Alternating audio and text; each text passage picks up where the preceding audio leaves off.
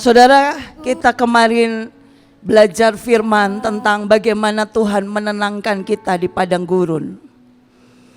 Hari ini, saudara, ini adalah sebuah kepercayaan, sebuah level up di mana Tuhan ingin membawa kita ke level yang lebih tinggi. Saudara, ada masa Tuhan menguatkan kita sebagai pasukan sehingga kita menjadi pasukan terdahsyat yang tidak terhentikan, tidak terkalahkan dan tidak terluka di tengah jalan. Tetapi ini masanya Tuhan berkata, ketika kita sudah dikuatkan, ketika kita sudah mendapat semua perlengkapan yang Tuhan berikan, Tuhan berkata tidak pernah tentang kita. Semuanya Tuhan perlengkapi kita. Karena ayatnya berkata, saudara, Tuhan angkat kita untuk menjadi orang-orang yang menenangkan murka Tuhan di tengah bangsa yang sangat jahat, di tengah situasi yang sangat mengerikan, di tengah peperangan yang sangat dahsyat dan panas, di tengah iblis menuntut begitu banyak kejahatan.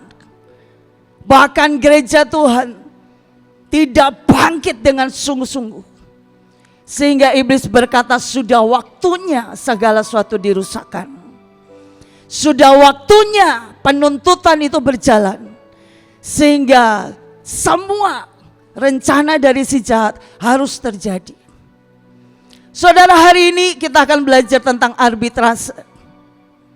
Saudara, ada sebuah kepercayaan yang Tuhan beri buat kita untuk yang namanya menenangkan murka Tuhan. Saya berdoa hari ini,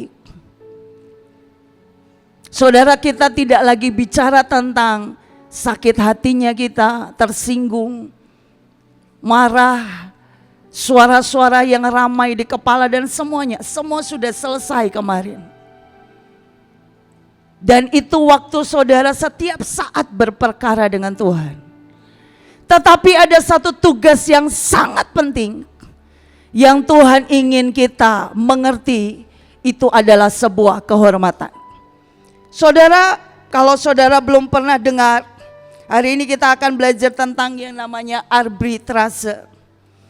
Saudara, arbitrase ini adalah sebuah istilah yang dipakai, artinya begini: proses penyelesaian perkara atau masalah dan dicarikan jalan keluarnya, sehingga diambillah sebuah keputusan di luar hukum di pengadilan.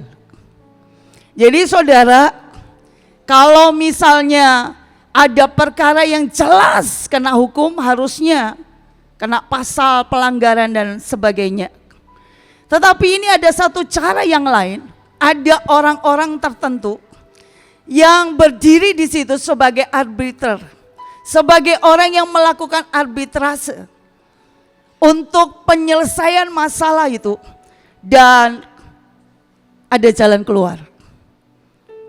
Saudara, kita akan belajar ini pelan-pelan. Saya harap saya nggak akan lama, karena hari ini kita akan berdiri sebagai melakukan arbitrase di hadapan Tuhan buat provinsi dan bangsa kita. Amin. Dengan pengertian. Saudara, ada satu kisah di Alkitab. Ada banyak kisah, tapi saya akan bahas satu saja. Di 1 Samuel 25.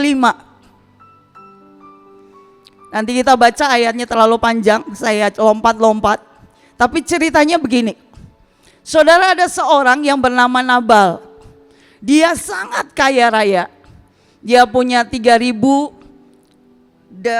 di daerah Karmel. Dia punya 3.000 domba, 1.000 kambing, dan hartanya sangat banyak. Pegawainya semua laki dan perempuan sangat banyak. Tapi Nabal ini juga sangat kasar dan kejam. Jadi di dekat daerahnya dia adalah seorang yang namanya Daud. Hari itu dia sedang dikejar-kejar oleh Saul. Dia lari dengan 600 orang anak buahnya. Saudara, dia dikejar-kejar sampai akhirnya mereka capek, mereka bermalam di situ. Saudara, Daud ini dikenal di seluruh negeri adalah orang yang ditakuti karena anak buahnya itu penyamun, perampok, tukang hutang, tukang bunuh dan segala macamnya. Saudara pernah baca mungkin tentang Gua Adulam. Saudara, hari itu Daud dia bermalam di situ dengan anak buahnya 600 orang. Tapi karena dia punya punya kesan yang sudah orang lain kenal bahwa ini serem, pasukan ini, geng ini serem. Sehingga hari itu daerah situ sangat aman dan tidak ada yang berani di situ. Kalau saudara, anak buahnya Nabal itu bilang begini, semenjak Daud sama anak buahnya di situ, kita ini aman, tidak ada satupun yang berani ganggu kita. Mereka ini seperti tembok yang menjagai dan melindungi daerah ini. Nah, saudara, pada waktu Daud di situ, dia ini merasa anak buahnya ini kasihan, capek dan lapar dan haus. Jadi ceritanya dia suruh anak buahnya minta roti dan air sama Nabal.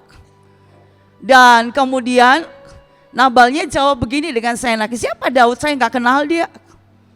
Siapa yang suruh dia jaga di situ? Saya nggak ada angkat dia, saya nggak ada hire dia jadi satpam di sini.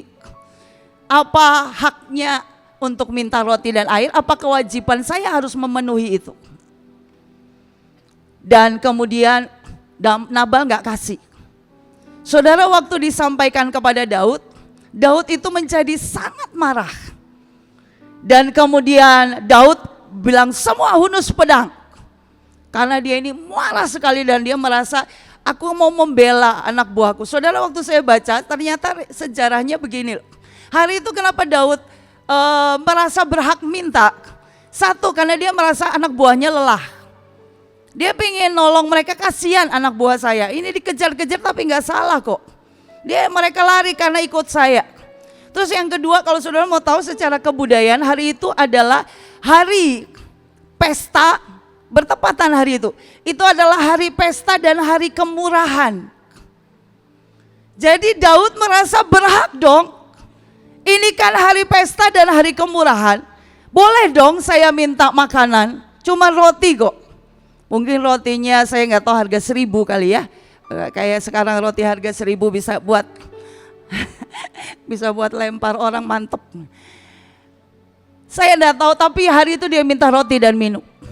Tapi itu alasan Daud minta sama Nabal. Dan Nabal menjawab, siapa dia? Zaman sekarang kalau saudara baca di ayatnya dibilang begini, Nabal itu bilang begini, zaman sekarang itu banyak anak buah lagi lari dari tuannya. Mungkin Daud salah satunya. Begitu kan? Dan waktu Daud disampaikan begitu, dia marah, dia tersinggung, so dia bilang semua hunus pedang. Dan dia angkat sumpah, angkat perintah, angkat bicara. Dia bilang, hari ini juga aku tidak akan biarkan satupun orang dari pihak Nabal hidup. Semuanya pasti akan mati di pedang, di tangan pedang kami. Saudara, pada waktu Daud marah seperti itu disampaikan anak buahnya dengar. Anak buahnya itu ngomong sama Abigail, istri Nabal. Dan hari itu Abigail dengan cepat dia menyiapkan 200 roti. Kalau saudara baca di ayatnya, boleh ditampilkan? Iya. Di ayatnya dikatakan begini. Kepada Abigail telah diberitahukan, dia berkata, pikirkanlah, pertimbangkanlah apa yang harus kau perbuat. Sebab telah diputuskan bahwa celaka akan didatangkan atas rumah ini. Segeralah Abigail mengambil 200 roti, 5 domba olahan, 100 kue kismis, 200 kue arak, dan seterusnya. Dimuatnya lah dikasih sama pasukannya Daud. Saudara, Abigail melakukan itu. Kalau saudara tanya, dia nggak ngomong sama suaminya, enggak. Dia tidak bicara sama suaminya, dia lakukan itu diam-diam. Saudara, waktu saya baca, kenapa itu tidak diberitahukan? Hari itu Nabal sedang pesta dan mabuk. Jadi dia tidak bisa diajak bicara, diajak diskusi, dimintakan izin. Abigail melakukannya dengan cepat dan segera. Dan keesokan harinya, kalau saudara baca ayatnya, Abigail itu langsung memberitahukan kepada Nabal apa yang dilakukannya. Dan saudara kalau mau tahu, saudara ini yang terjadi pada waktu roti, kismis dan semuanya diberikan. Abigail itu datang bersujud, bertekuk menyembah kepada Daud, berlutut di depan Daud. Dan dia berkata, tenangkanlah hatimu, masakan engkau seorang yang besar, mau mengotori tanganmu dengan darah orang yang jelas-jelas kejam. Dan perkataan itulah yang membuat Daud mengurungkan niatnya tidak jadi membunuh. Saudara, keesokan paginya Abigail itu cerita semuanya ke Nabal. Dia bilang dia kasih beberapa pemberian. Saudara, yang ajaib adalah, menurut saya ini adalah orang yang melakukan dengan hati dan mencegah sesuatu yang buruk terjadi. Saudara, yang terjadi adalah, kalau saudara baca di Alkitab, begitu Abigail bicara itu kepada Nabal, Alkitab berkata jantungnya Nabal membatu. Dan dikatakan 10 hari kemudian Nabal mati. Saudara, seringkali kita tidak menjadi seperti Abigail. Kita ikut marah dengan apapun yang terjadi. Kita sibuk mencari siapa salah, siapa benar. Kita sibuk menyalahkan segala sesuatunya.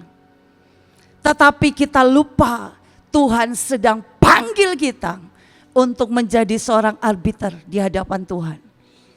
Berdiri buat keluarga kita mungkin, buat provinsi, buat kota, buat bangsa kita, bahkan buat bangsa-bangsa di dunia. Saudara, berapa banyak hari ini yang hidupmu hanya berkata me and me and me and me. Aku dan aku. Sesuatu terjadi, saudara langsung berkata bukan aku, bukan salahku, aku gak tahu. Tetapi bisakah kita mengerti hari ini Tuhan panggil kita untuk menjadi orang yang memikirkan tentang jalan keluar. Bukan orang yang sibuk menyalahkan orang lain. Saudara, hari itu Abigail melakukan yang tepat di hadapan Tuhan. Dia menenangkan hati seorang Daud. Hari itu Daud belum jadi raja, tapi dia tahu ini orang besar dan diurapi. Dan itu sebabnya dia berlutut dan mintakan belas kasihan Daud. Saudara, hari itu kalau Abigail tidak melakukannya, mungkin saja seluruh kaum kerabat Nabal mati hari itu juga. Mungkin saja semua harta kekayaan tidak ada artinya karena semuanya dihabisi. Tapi saya mau berkata, bisakah kita seperti Abigail? Saudara, waktu saya belajar, Tuhan itu mengajarkan tentang 2 hal. Saudara, yang pertama, seorang menjadi seorang arbiter adalah orang yang tidak mencari siapa salah, siapa benar. Mereka adalah orang-orang yang melihat segala sesuatu, tapi berkata di dalam hatinya, Tuhan, apa yang harus aku perbuat? Saudara, beberapa waktu yang lalu kita dengar bencana banjir di Sumatera, betul? Saya tidak tahu apa yang saudara lakukan. Saya tidak tahu berapa banyak dari saudara yang sibuk berkomentar, sibuk bicara tentang politik, mengomentari segala sesuatu, menyalahkan pejabat mungkin, menyalahkan orang-orang tertentu mungkin, menyalahkan penebangan pohon mungkin, menyalahkan penanaman kelapa sawit mungkin, apapun itu. Saya mau berkata, hari ini, bisakah kita sebagai seseorang yang berdiri di hadapan Tuhan, seperti pada waktu Tuhan berkata, aku mencari orang yang berdiri di antara hidup dan mati. Bisakah hari itu ketika itu terjadi, kita menjadi orang yang berlutut dan berdoa dan berkata, Tuhan, ampuni bangsaku. Tuhan, ampuni semua pelanggaran. Tuhan, belas kasihani dan pertahankan bangsaku. Saudara, ada begitu banyak kita berpikir segala sesuatu bisa diatasi dengan komentar-komentar kosong. Kita sibuk menyalahkan ini itu dan sebagainya. Tapi berapa banyak orang yang mau berdoa dan berkata, Tuhan selamatkan bangsaku, Tuhan pertahankan bangsaku, Tuhan ampuni sekali lagi bangsaku. Tuhan, aku bukan orang yang duduk di politik, tapi aku orang yang mengerti, tahu namanya arbitrase. Hari ini aku berdiri antara hidup dan mati, dan aku berkata semua bencana stop. Aku berkata semua pelanggaran, Tuhan belas kasihani dan ampuni. Tapi saudara, saya mau berkata sekali lagi, doa, penyembahan, pengagungan, hormat yang naik kepada Tuhan menggerakkan surga, menenangkan murka Tuhan, dan membuat Tuhan mengutus semua malaikatnya untuk mengerjakan satu demi satu kehendak Tuhan. Amin. Saudara, hari itu kami doa, walaupun tidak panjang, kami cuma doa 30-45 menit. Kita menetapkan atas Bekasi dan semuanya. Saudara, hari itu ajaib sekali kalau saudara lihat. Hari itu semua warga Bekasi keluar rumah. Mau bapak-bapak yang dari kulit hitam sampai kulit putih, mata belok sampai mata sipit, semuanya keluar dan berjaga. Dan mereka berkata, tidak boleh ada satu perusuh pun datang atas Bekasi. Dan itu terjadi, mereka semua berjaga, mereka semua kerjasama dengan aparat. Bahkan saudara, kalau saudara mau tahu, puluhan ribu orang itu dikirim, dibayar untuk buat kerusuhan dan kebakaran di kota kami. Dan itu tidak terjadi, sedikit pun tidak terjadi. Dan saya mau berkata, bisakah kita menjadi orang-orang yang berdiri buat kota dan provinsi kita? Bisakah kita menjadi orang-orang yang mempertahankan apa yang Tuhan percayakan? Menjadi arbitrase untuk berkata, Tuhan jangan murka terhadap Indonesia, jangan murka terhadap kotaku, jangan murka terhadap provinsiku. Tuhan pertahankan sekali lagi. Karena doa-doa kita itulah yang membuat Tuhan berkata, aku pagari kotamu, aku pagari bangsamu dengan keselamatan yang daripadaku. Saudara, yang kedua, untuk menjadi seorang arbiter, saudara harus belajar hidup dengan iman. Saudara harus berani berpikir segala sesuatu yang terbaik yang Tuhan pikirkan tentang engkau, yang Tuhan pikirkan tentang kotamu, yang Tuhan pikirkan tentang Indonesia. Saudara, kalau engkau melihat semua keadaan dan engkau berkata, aduh gimana ya kotaku, saudara sibuk takut, saudara sibuk mikir kayak negatif, nanti kalau kacau gimana, nanti kalau banjir gimana, nanti kalau begini gimana, nanti kalau begini gimana. Saudara, Alkitab berkata, karena engkau percaya, engkau berkata-kata. Maka seorang arbiter, dia harus menjadi seorang yang sangat punya iman untuk berani berkata, memperkatakan semua yang terbaik. Saudara, saya ini Tuhan percayakan di sekolah, kita ini seringlah mendapat banyak hal yang mustahil. Saudara, sejujurnya saya ini orang yang namanya normalnya perempuan ya. Saya memilih tidak normal dan menjadi supranatural. Tapi kadang-kadang itu khawatir. Saudara, kalau khawatir dan segala macam. Saya punya suami itu. Suami saya itu dari kecil hidup miskin. Saking miskinnya, sampai dia pengen apapun, dia akan buat sendiri. Makanya dia tumbuh jadi orang yang kreatif. Saudara, misalnya dia pengen mainan mobil-mobilan, dia akan cari kayu di orang yang lagi bangun rumah. Dia minta kayu-kayu, sisa-sisa potongan bekas. Dia akan rakit sendiri sampai dia punya mobil-mobilan. Hasil dia bikin sendiri. Dan dia memilih, walaupun tidak ada yang ngajari, dia memilih untuk tidak luka dengan kemiskinan. Dia memilih untuk jadi kreatif.